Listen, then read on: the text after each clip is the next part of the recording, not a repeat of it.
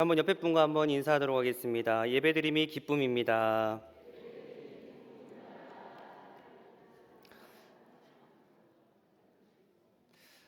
예배드림이 짐이 아니라 기쁨이 되길 소망합니다.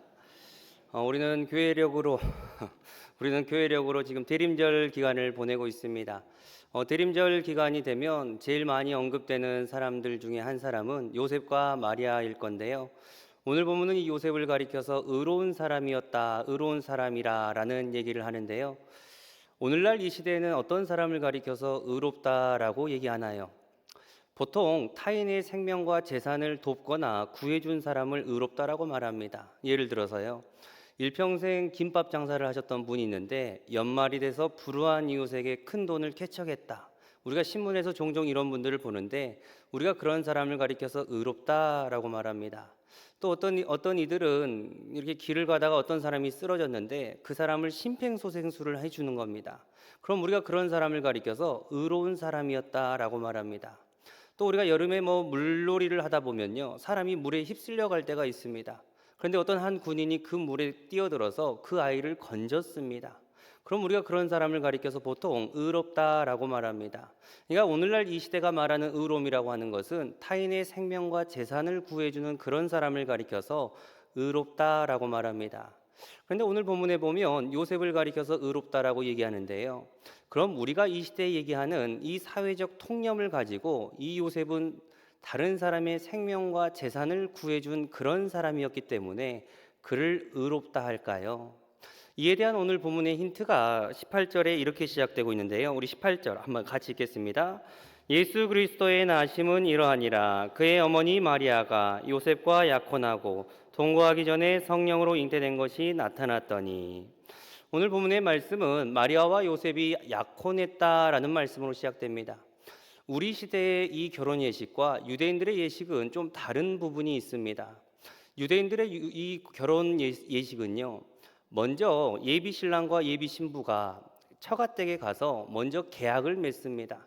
그래서 이것을 그 사람들은 약혼이라고 부르는데요. 약혼을 하고 나면 우리가 생각할 때는 첫날 밤을 칠 것 같지만 첫날 밤을 치르지 않습니다.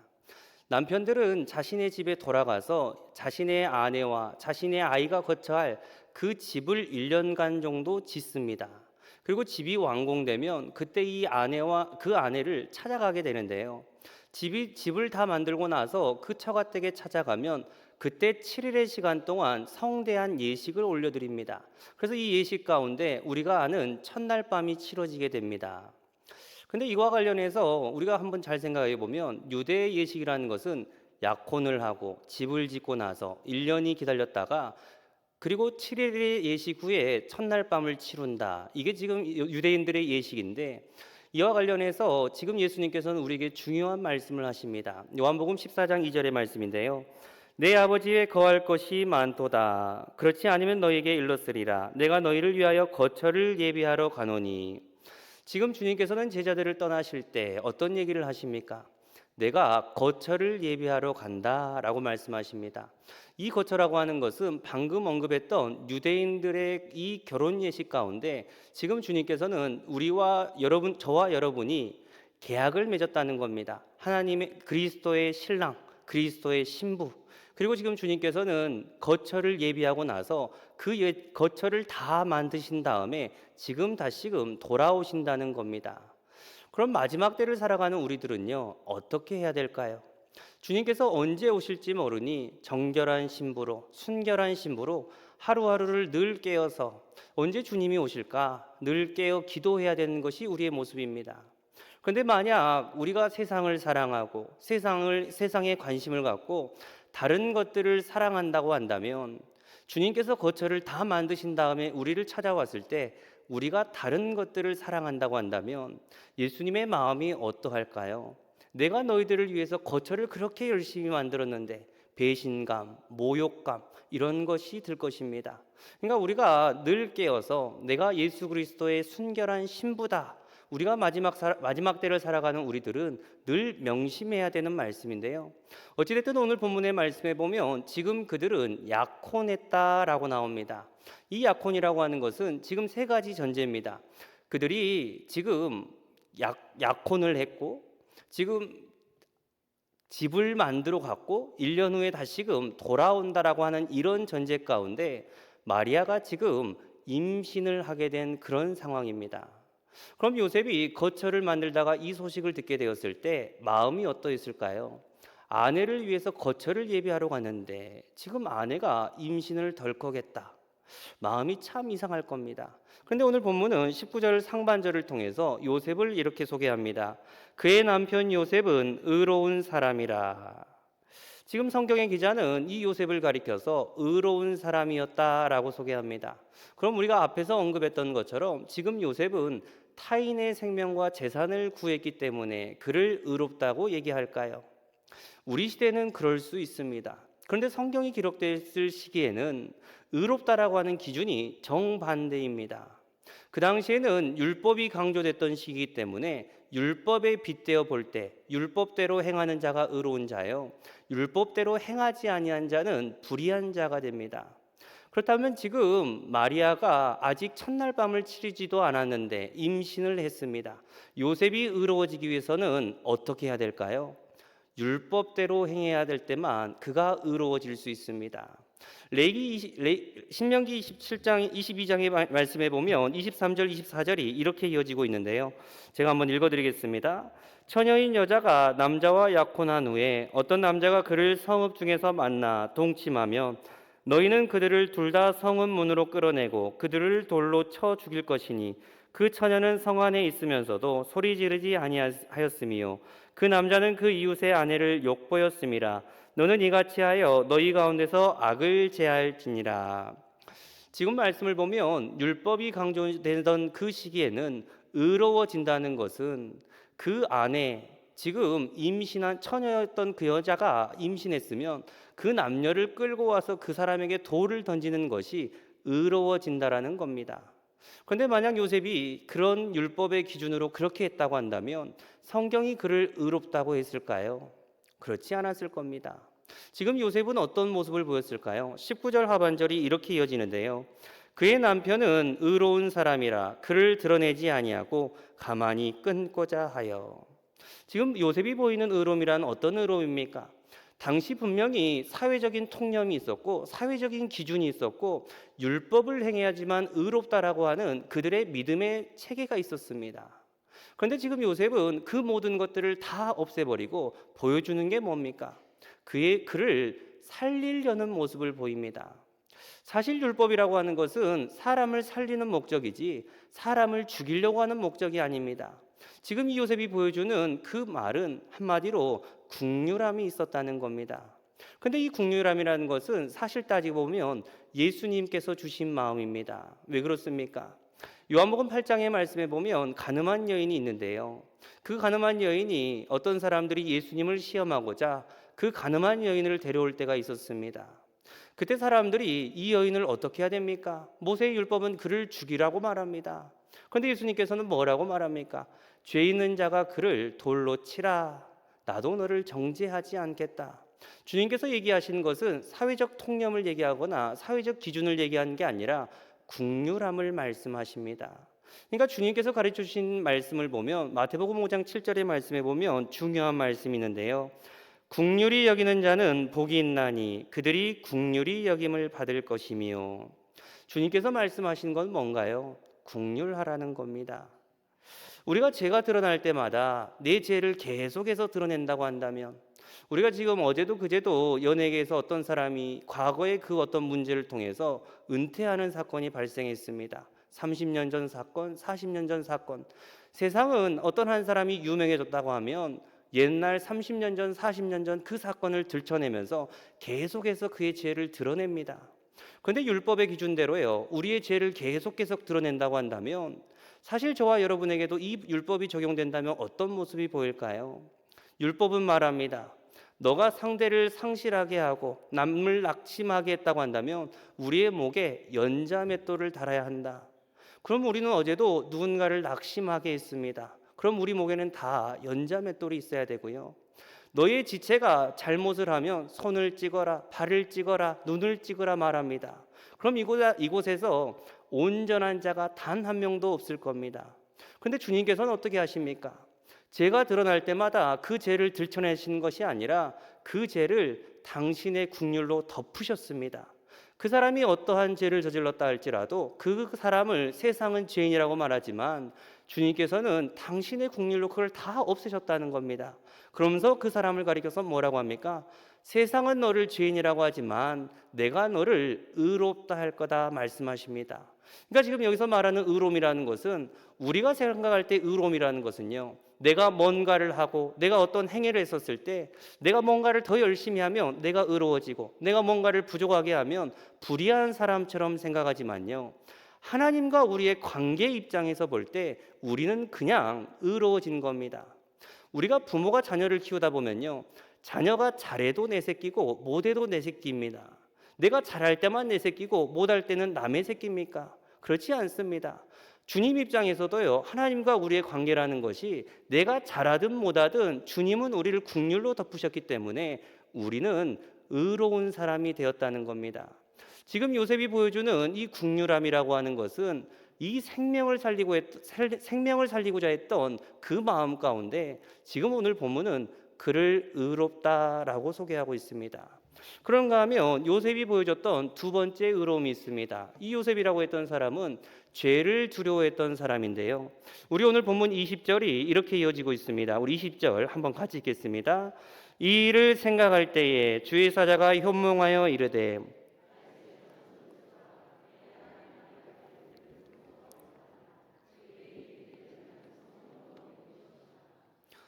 지금 말씀을 보면 요셉이 두려워하고 있다는 것을 보게 됩니다. 그래서 천사가 그를 가리켜서 두려워하지 마, 무서워하지 마, 이런 얘기를 하는데요.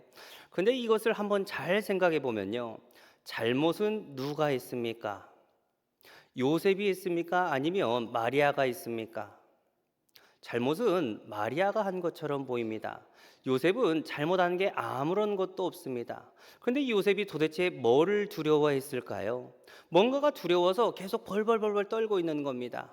레위기서 21장의 말씀에 보면 7절과 32절이 이렇게 이어지는데요, 그들은 기생이나 부정한 여인을 취하지 말 것이며 이혼당한 여인을 취하지 말지니. 32절입니다.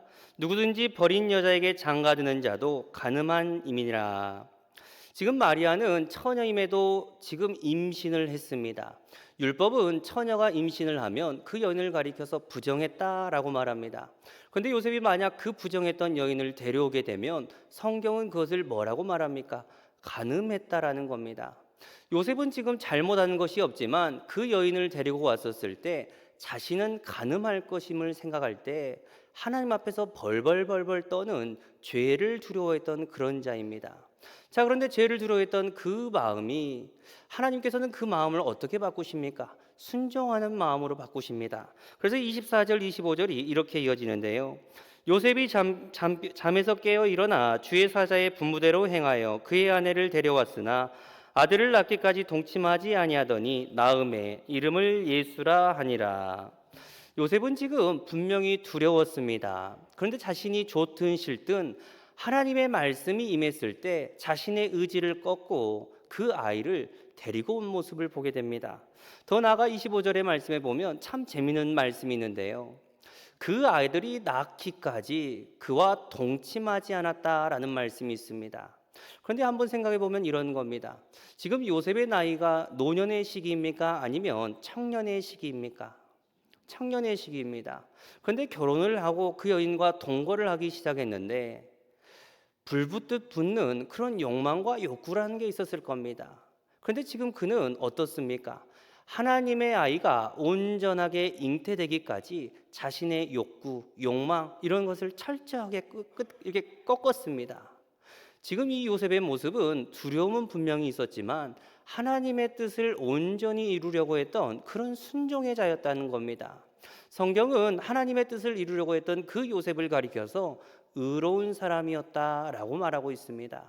그런가 하면 오늘 본문의 말씀을 통해 등장하는 이 요셉의 세 번째 의로움의 모습이 있는데요, 마태복음 2장의 말씀에 보면 헤롯이 사내 아이를 죽이려고 했던 모습이 있는데 이때 주의 사자가 이 요셉에게 나타나서 이렇게 말합니다. 13절의 말씀인데요, 그들이 떠난 후에 주의 사자가 요셉에게 현몽하여 이르되 요셉이 아기를 찾아 죽이려 하니 일어나 아기와 그의 어머니를 데리고 애굽으로 피하여 내가 내게 이르기까지 거기 있으라 하시니.